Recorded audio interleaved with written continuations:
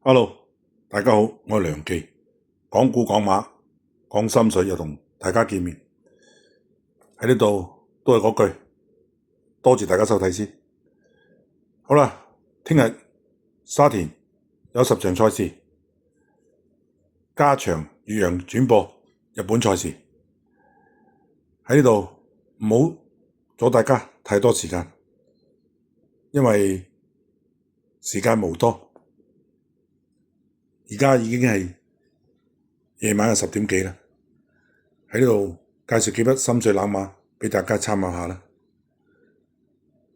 簡簡單單，第一場場次打粒星嗰啲就係我精選，其他場次你都可以多加留意嘅。3場3號嘅燭光晚餐，自購新馬嚟香港，喺3班，每都係前面放頭走噶啦。試閘亦都贏我2個泥閘，所以泥地應該絕對冇問題嘅。今次落嚟4班，排到黃金一檔添。楊明倫一手操，重視亦都有加。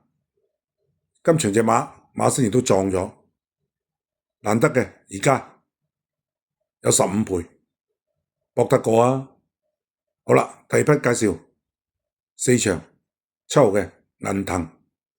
呢匹馬一早已經喺無位傑度入過位1006米，跟住拉咗去沈澤成，跑咗3仗，然後再過倉去埋無位傑，去埋呢個廖康銘啊，但係都加唔到水準。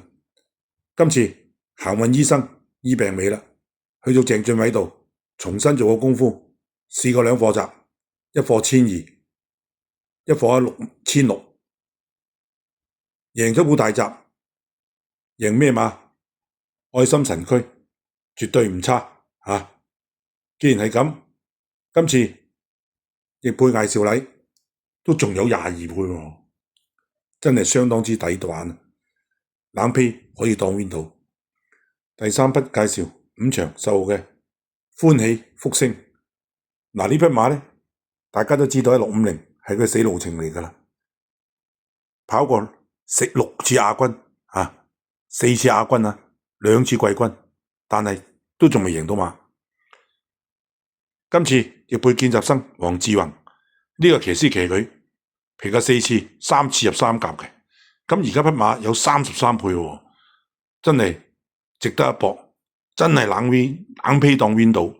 同場嘅川河營區上次介紹俾大家，係嘛？金剛城飛到馬道，你可以兼顧埋佢嘅。但係呢匹馬呢場嚟講，我就寧願搏隻10號啦。好啦，第3匹介紹俾第4匹啊，介紹俾大家嘅8場10號起旺區。呢匹馬方嘉柏一而再，再而三都係報1200米泥地，1400沙田佢又冇報，法高650都冇報，可以話得認定呢一匹馬1200呢個泥地係有得跑嘅。一連3場跑第4，佢嘅第4係完全冇威脅嘅。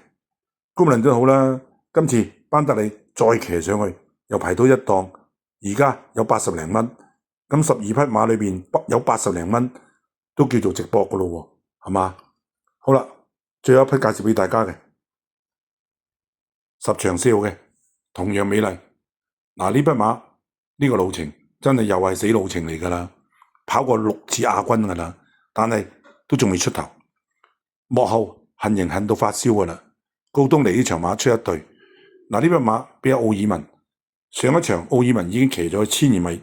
試一試人馬相熟，今次飛到可能馬到嘅喎，只要幕後一撳掣，我相信絕對唔差。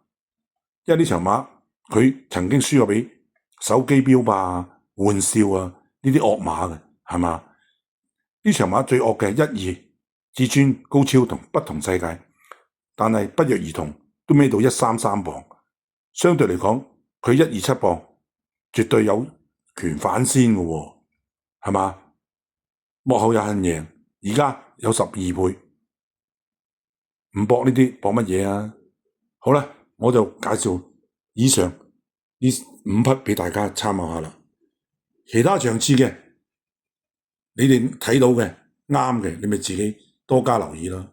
我主力就介紹呢5匹，3場、4場、5場、8場、10場。好啦，係咁多，唔同大家，唔嘥大家太多時間。最後希望大家高抬貴手，群我讚，訂閱我，分享我，喺度祝大家聽日旗開得勝，馬運亨通。下次再同大家見面，拜拜。